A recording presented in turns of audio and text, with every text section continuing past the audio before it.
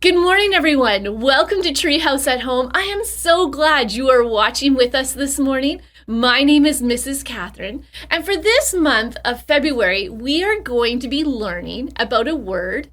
It is called compassion. And compassion is caring enough to do something about someone else's need.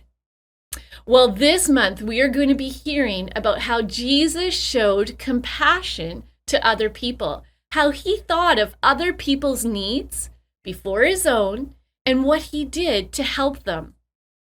We also have a memory verse this month. Now, boys and girls, this is a longer memory verse than what we are used to, but I know that if you take the time, you can memorize this. And maybe with the help of mom and dad, you may even shorten the verse a little bit just to make it easier.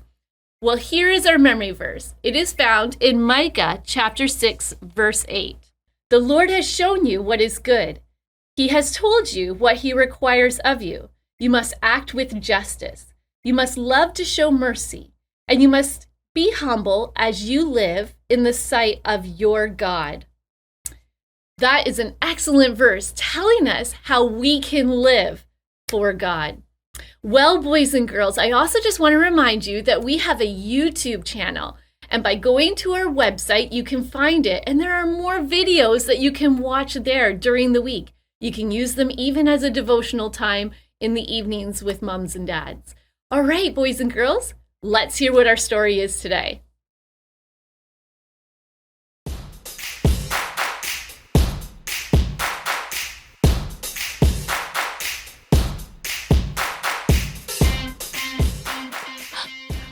Neighbors, it's me, Erica, and this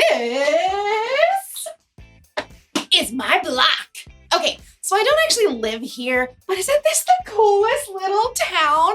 Almost everyone you know lives in a neighborhood. Of course, what your neighborhood looks like may be different from someone else's. You may live in this kind of neighborhood. A lawn to mow, swing set in the backyard, lemonade stand in the driveway. Or maybe your neighborhood is more like this. Everything you need is within walking distance from your home. Or some neighborhoods could be like, hello out there! But every neighborhood has one thing in common, neighbors! They've all got people. And whenever there are people around, that's when you need to know about compassion.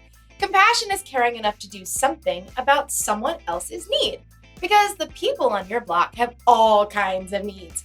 When they get sick, they need a doctor. If they want to learn how to add and subtract, they need a teacher. If they lose a cat up a tree, they need someone with a really big ladder. These three have made it their purpose on earth to care about people in their neighborhoods. In today's story, we're going to hear about Jesus' purpose on earth, and maybe ours too. I'm not really sure what I want my purpose to be. I just hope I get my own action figure. Yee! I'll see you in a bit.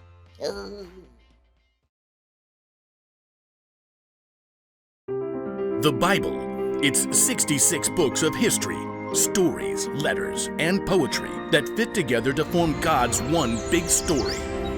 The epic adventure of how he created us and loves us so much that he made a way to rescue us. As we travel through the Bible, from Genesis to Revelation, we discover people who met God and found their lives changed forever. Now, for an amazing story, inspired by the book of Luke, chapter 4, verses 14 through 30. Even though Jesus was on this earth for 33 years, there's still not much we know about his first 30 years. We do know that he visited Jerusalem for the Passover feast with his parents. He learned carpentry skills from his father Joseph. And when he was about 30, he went down to the Jordan River and asked his cousin John to baptize him in the water. It is right for us to do this. It carries out God's holy plan. As Jesus rose from the water, God's voice called out from heaven, "This is my son, and I love him. I am very pleased with him." It was an incredible way for Jesus to begin his ministry. After 40 days in the wilderness alone with God, Jesus returned to Galilee, filled with the Spirit of God. Anytime he visited a new town, he went to the place of worship, the synagogue, to teach the people. You are the light of the world. Isn't he just the bee's knees? Everywhere Jesus went, people were amazed and praised his teaching. That is, until he got to Nazareth, the town where he had grown up. Well, if it isn't Carpenter Boy Jesus! Hey man, where you been? We hear you talk real big now. On the Sabbath day, Jesus went into the synagogue. An attendant handed him a rolled papyrus. The scroll of Isaiah. Isaiah was a prophet who lived hundreds of years before Jesus, and God had spoken to Isaiah about a Messiah who would come to rescue God's people, and Isaiah had written down every word. Watch that papyrus as you unroll it. A bit crackly. Jesus stood before the crowd of worshipers and unrolled the scroll until he came to the right place. The Spirit of the Lord is on me. He has anointed me to announce the good news to poor people. He has sent me to announce freedom for prisoners. He has sent me so that the blind will see again. He wants me to set free those who are treated badly. And he has sent me to announce the year when he will set his people free. There was silence as Jesus rolled up the scroll and sat back down. Everyone stared. Today, this passage of Scripture is coming true as you listen.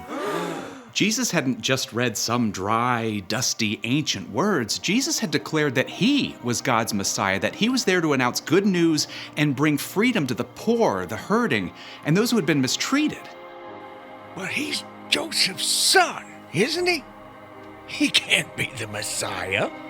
What I'm about to tell you is true. A prophet is not accepted in his hometown. Words are easy. He calls himself a prophet? I studied with him on those benches right over there. Thinks he's something special because he can read a scroll. All around the synagogue, people rose to their feet, glaring. They turned on Jesus. You are not welcome here anymore. That's right. We don't need you making things up. The people were so angry they forced Jesus out of the synagogue. He allowed them to herd him straight through the village, all the way to a cliff on the edge of town. Get rid of him. Throw him down! But Jesus simply turned and looked at the people, sorrow in his eyes. The men and women that he'd known and loved growing up wouldn't accept who he was. The crowd couldn't face Jesus. In their anger, they had missed the whole point, that Jesus had come to make things right for those who were hurting and overlooked. Jesus walked right through the crowd, away from the cliff edge. They parted to let him go through. Then he left Nazareth and went on to Capernaum, where he continued to carry out his mission.